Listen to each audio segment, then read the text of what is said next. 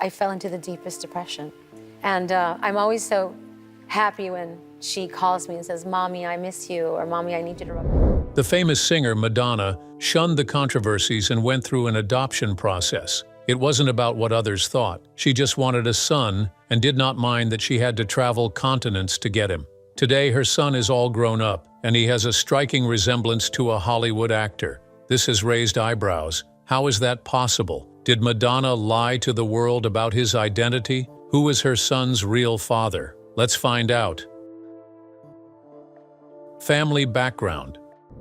There was a moment in the mid-'80s when the world just paused. A woman in lace gloves, layered necklaces, wild hair, and a deep attitude walked onto a stage and didn't just perform, she exploded. You didn't have to like her. You didn't even have to understand her. But once you saw her, you couldn't forget her. That woman was Madonna. What most people don't know is that the girl behind the fame, the headlines, the controversies, and the platinum records started with absolutely nothing but a name, a dream, and a relentless fire. Let's rewind to where it all began. Madonna Louise Ciccone was born on a quiet summer day, August 16, 1958, in Bay City, Michigan. Her family name, Ciccone, carried a deep Italian heritage. Her father, Silvio Ciccone, was a first-generation Italian-American, working as a design engineer for Chrysler and General Motors. He was a practical, structured, and disciplined person. He believed in hard work and keeping your head down. Her mother, Madonna Fortin, was of French-Canadian descent, and yes, Madonna was named directly after her. However, Madonna wasn't just a name she inherited. She was her parents' world. She was soft, religious, and warm. She brought light into their home. Madonna grew up in a big Catholic family. They were 6 in number. She had 2 older brothers, Anthony and Martin, and 3 younger siblings, Paula, Christopher, and Melanie. Life in that house was loud and strict. There were rules, bedtime, Sunday Mass, and expectations, but there was also music. Her father would hum old Italian songs. Her mom would play piano in the living room. It was all in the background, but little Madonna was paying attention quietly until the day everything changed. When Madonna was 5 years old, tragedy tore through the Ciccone home. Her mother passed away from breast cancer. She was only 30 years old. Madonna didn't fully understand what it meant at that age. What she understood was emptiness and void. The anguish of losing her mother left her with a deep longing and sadness. Her father later remarried the family's housekeeper, Joan Gustafson.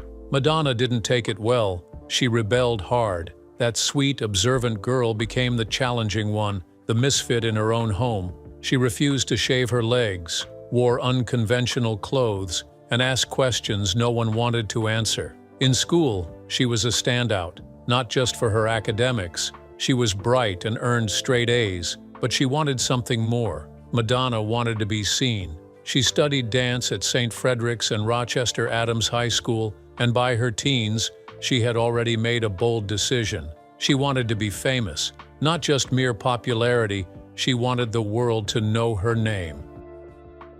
Rise to fame. Before Madonna ever dreamed of stages, flashing lights, or global fame, she was just a little girl growing up in suburban Michigan, carrying a form of restlessness that didn't quite fit into the world around her. She spent her earliest years in Bay City, but the Ciccone family soon moved to Pontiac and later to Rochester Hills. The neighborhood was modest, clean, and heavily Catholic. Everyone went to church on Sundays, kids played in backyards, and neighbors looked out for each other. But even in that safe and structured world, Madonna felt like she was meant for something different. As a child, she was unusually observant. While most kids her age were content with dolls or coloring books, Madonna would sit quietly and watch the grown-ups. Their expressions, conversations, and their movements, she absorbed everything. She later described herself as the type of kid who noticed what others missed. After her mother's demise, a part of her grew colder and sharper, but not cruel. She was just guarded. Madonna once said that losing her mother at such a young age made her grow up fast. She was right. It was evident for the world to see. While her siblings adjusted, Madonna began questioning the world around her. Why was God silent when her mother needed him? Why did the nuns at school seem so cold? Why did girls have to follow so many rules while boys ran free? At St. Andrew's Catholic School, She stood out not because she tried to, but because she couldn't help it. Her teachers described her as intelligent, but rebellious. She would ace a spelling test one day and get detention the next for backtalk. Her first real passion wasn't music, it was dance. She saw movement as a form of expression, one that didn't require approval or permission. It was during middle school that she begged her father to let her take ballet lessons. He didn't fully understand it, but he said yes. That moment, small as it seemed, was pivotal. Madonna invested her time in dance routines like her life depended on it. She wasn't the most flexible, she wasn't the strongest, but she was the most determined. She practiced obsessively, staying late after class, working her body into exhaustion. Even her instructors noticed that this girl didn't just want to dance, she wanted to master the art. By the time she entered Rochester Adams High School, Madonna had built a double life. In the daytime, she was a top student with clean grades and a quiet demeanor, but after school, she transformed. Vintage clothes, eyeliner, and punk hair were her signature looks. She started sneaking out to Detroit to explore underground clubs, punk shows, and any place where she could feel something raw and unfiltered. While girls her age were planning prom outfits, Madonna was scribbling down ideas for stage performances in the margins of her notebooks. She earned a full scholarship to study dance at the University of Michigan, which was a massive deal. Her instructors believed she could go on to become a professional dancer, maybe even join a major ballet company. But deep down, Madonna was already outgrowing the world of classical dance. It wasn't enough to just perform someone else's vision. She wanted to create her own. However, Madonna's ticket out was the dance scholarship. In 1978, at just 19 years old, she left school and everything else behind and boarded a one-way flight to New York City. She had only $35 in her pocket. She always recounts this moment as the bravest thing she has ever done.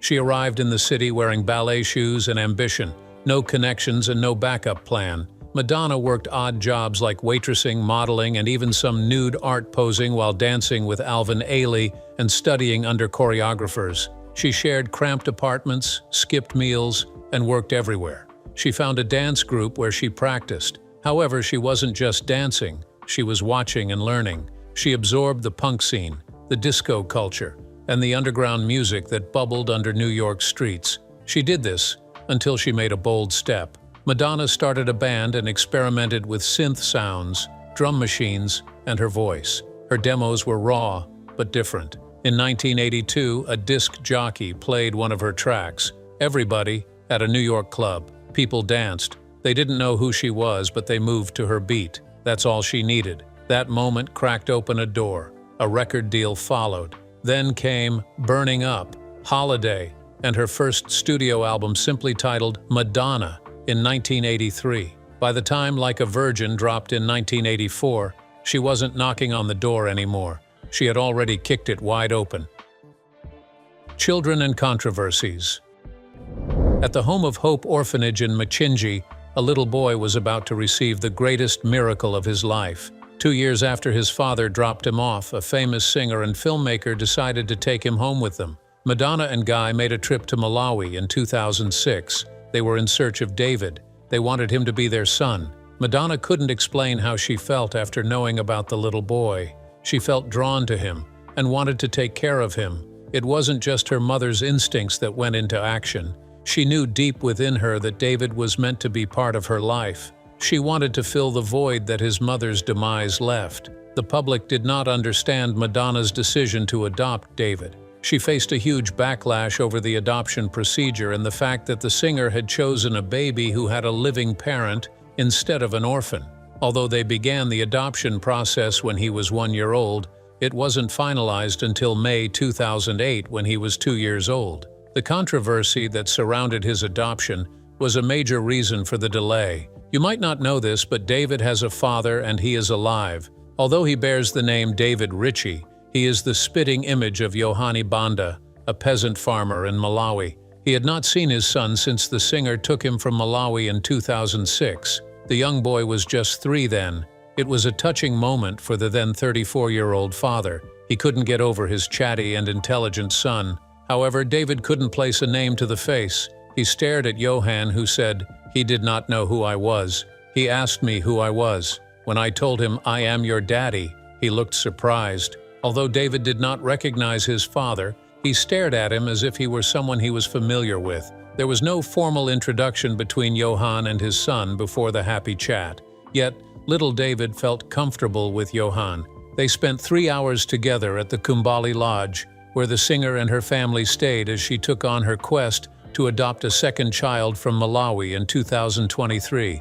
After the demise of Marita, his wife Johann took the newborn baby to an orphanage. As he held his son's hands, he felt nostalgic. The memories of the family he could have built with his wife and son clouded his mind. There was nothing he could do about the outcome, and he was glad that David now had a better life than he could imagine.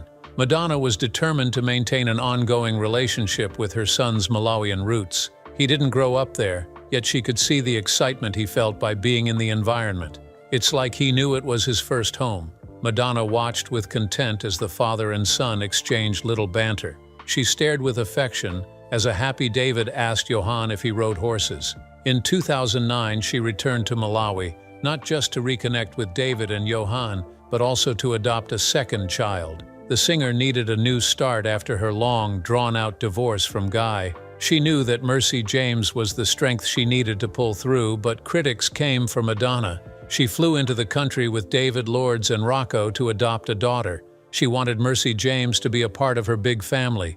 Just like David's mother, Mercy also lost her mother 5 days after she was born. With little contact with her father and the demise of her 18-year-old mother, Mercy was left to an unknown fate. This was until Madonna chose to take her in. Despite her eagerness to have Mercy bear her name, the court had to decide whether Madonna could adopt. Many children's charities were against the adoption process. They wanted Mercy to stay in Malawi to be cared for by her extended family. In 2014, the singer kept to her words and brought David back to Malawi to visit his father. He also took part in charity work and connected with his roots. While her fans celebrated her open-mindedness toward teaching her son about his country, critics came at her. This time it was about Mercy James and the claims made by her biological grandparents. They complained they hadn't been told anything of her upbringing since they agreed to her adoption. Saxon Moundy, grandfather of Mercy, told Mail Online, "Nobody has told me a thing about Mercy being in the country or about her welfare since she left us. She has my blood flowing in her veins. It is preposterous that I am not made aware of anything regarding her development." In 2023, Johann came into the spotlight after he expressed his concern over Madonna's custody battle over her older son Rocco and the effect that had on David. Although he never doubted the singer's love for his son, he was worried that David was being separated from Rocco, who resided with Guy in the United Kingdom.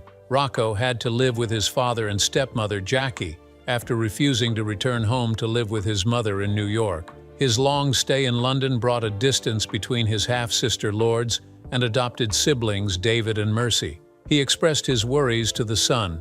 Madonna and Guy's custody battle turning bitter and nasty was a huge concern.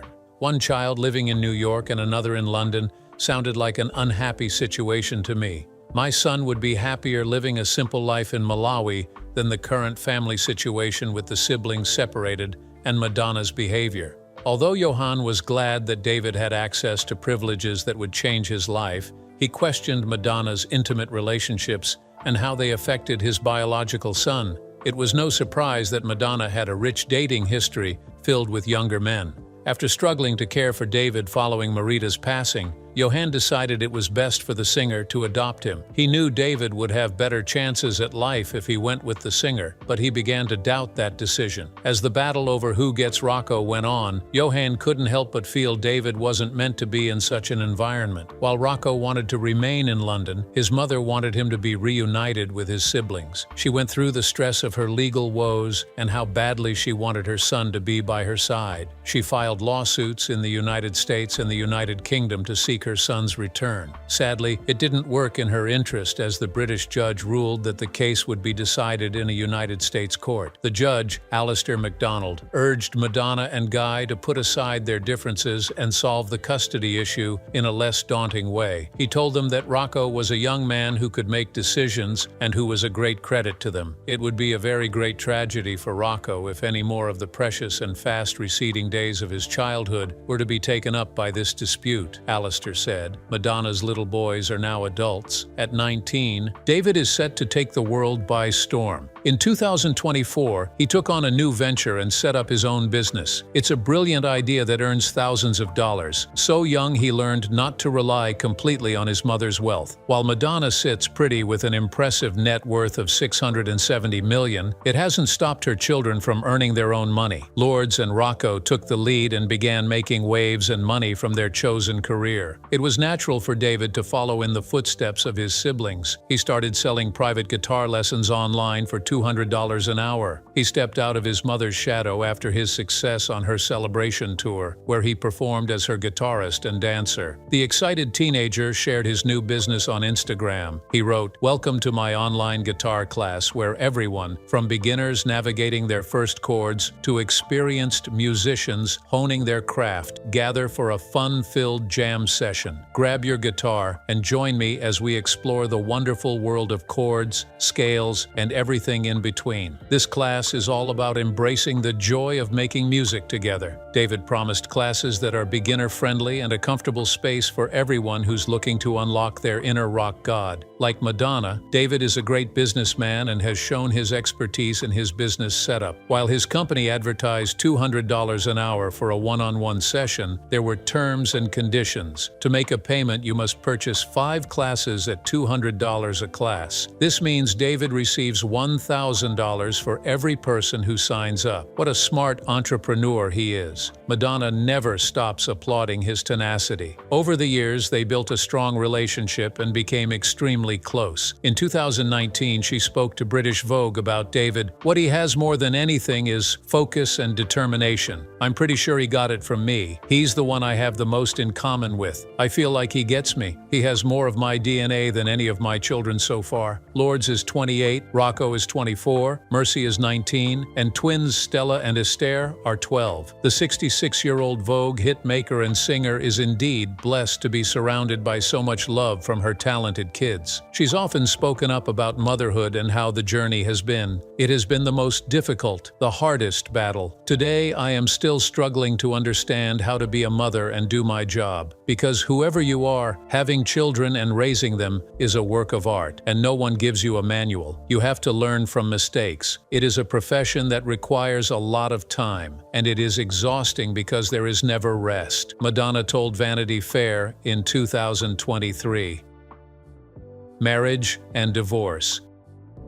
Madonna has always been in the spotlight for her music, but her unconventional love life made her a headline grabber. 129 to 137. Her fans were intrigued by her breakup with Josh Popper. They ended their relationship quietly and stayed as friends. Though they are fond of each other, Josh knows they can only relate casually. Many fans raised eyebrows at their 35-year age gap. While Johann and others worry about her dating choices, Madonna seems undisturbed as she's ready to forge ahead on this path after her divorce from Guy Ritchie over 2 decades ago. She was deeply hurt by their split and decided to be meticulous about her dating life. She now treats it as she does her career. She lost so much from her marriage with the filmmakers and dragged her kids into undue public scrutiny. A heartbroken Madonna vowed never to walk that path again. Her prospective partners are now interviewed against a checklist and required to sign a non-disclosure agreement to keep her affairs private. She no longer wants people who take an interest. The singer has been in the show business long enough to spot a fame chaser from miles away. Though her checklist is demanding, it's to protect her heart and her kids, who have become the most important people in her life. Madonna faced so much in her union with Guy, and she's not about to repeat history with anyone else. She wants someone who's attracted to her, loyal, and passionate. Her separation from Guy put things in perspective for her. It made her more determined to protect her emotions while managing during her high-profile love life. Fans couldn't explain if that was her reason for dating younger men since her divorce from Guy. How did the couple go from lovers to enemies? The filmmaker had been on several movie projects, but he only became a household name after his relationship with Madonna. In 2000, they had a son and got married the following year. With her union with Guy came sacrifices to be made. She moved to London. "I never thought in a million years I would live in London. I quite disliked the place. Then I met my husband. I realized that if I didn't live here, I wouldn't get to see him very much. We had a long-distance relationship for a year. I thought, somebody has to compromise, which I did. They seemed like a loving couple and were always in the tabloids until their marriage hit rock bottom in 2008. Rumors began flying around that the couple wasn't as solid as they appeared in magazines. They had several different factors, including Guy's reluctance to attend high-profile functions and Madonna's faith in Kabbalah. Despite her move to London, she wasn't negotiating her ambitions, and that led to an unsettled marriage. In an interview with Newsweek in 2012, she said, "I was asking a kind of existential question that I think people ask when they've been married that long. What is the perfect love? When you start off, everything's great and lovely, and the person you've married is flawless, and you're flawless. Then time goes by, and you share a life, you have children, and there are cracks in the veneer. It's not as romantic as it used to be. You think, this isn't what I thought it was going to be, and how much am I willing to sacrifice?" Madonna first tried to deny the speculations about their split in 2008. She told people that she and Guy were not getting a divorce. However, they couldn't hide the cracks as they became visible. Their divorce descended into a bitter custody battle. Close insiders reported that the singer gave a chunk of her fortune to Guy Ritchie. Reports stated she gave him as much as $92 million. Guy also won the legal challenge for custody. It's why she's very protective of her kids and the men she dates. They've become the most precious people in her life, and she wants her beautiful family to stay the same way. The singer pushed forward with music after her demise.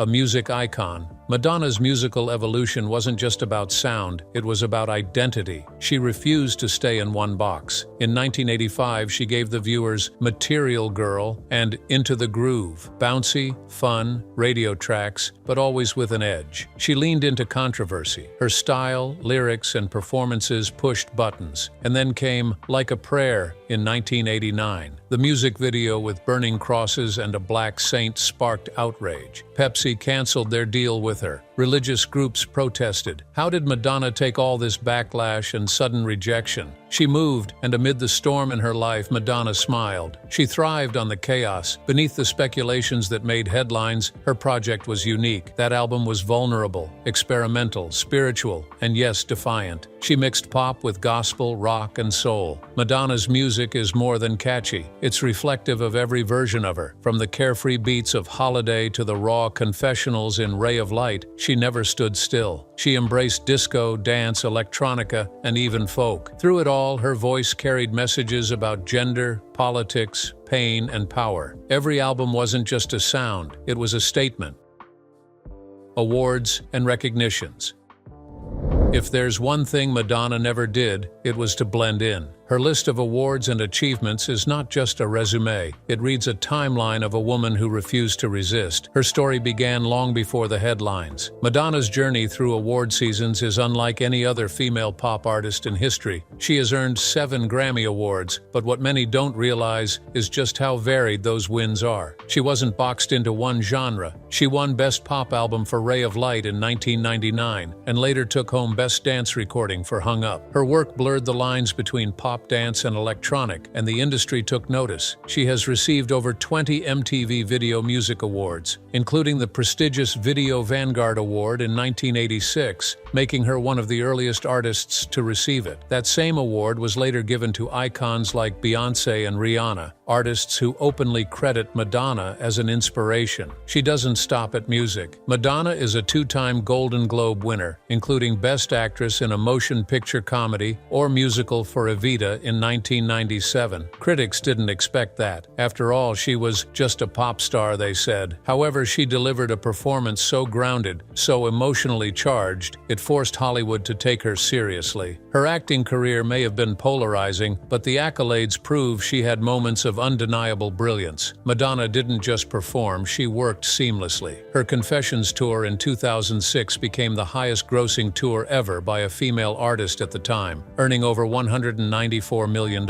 That was followed by her Sticky and Sweet tour in 2008, which shattered her own record, grossing more than $400 million worldwide. The girl who once slept on floors in New York was now immortalized alongside legends like the Beatles and Elvis Presley. She's also one of the few artists to earn a Guinness World Record for her commercial success. In 2019, she became the first woman to earn a Billboard 200 Top 10 album in 5 consecutive decades: the 80s, 90s, 2000s, 2010s, and 2020s. That's not just longevity, that's dominance. Beyond the music and films, Madonna's impact has also been recognized with humanitarian awards, like the AmFAR Award of Courage, honoring her work in AIDS awareness. She used her platform not just to entertain, but to uplift. For Madonna, the trophies were never just shiny objects to collect. They were mile markers, proof that rebellion, vision, and raw guts could be rewarded in a world that often resists change. So what is Madonna's legacy? It's not just the songs, though they have shaped generations. It's the freedom. She kicked down doors for female artists to express their identity, power, and vulnerability on their own terms. She was a powerhouse who stood tall and head held up high on what she believed in. Madonna is bold, fearless, stubborn, and deeply human. A woman who turned grief into grit, who turned $35 and a dream into an empire. Madonna's true legacy isn't just in numbers, it's in the freedom she gave others. She dared to say what others whispered. She turned shame into performance and control into empowerment. Many artists today walk the path she carved. She didn't follow the rules, she rewrote them. Beyond these accolades, Madonna prides herself as a mother. She's happy to carry her children through all the phases as they dare to break stereotypes. What do you think about Madonna and her son, David?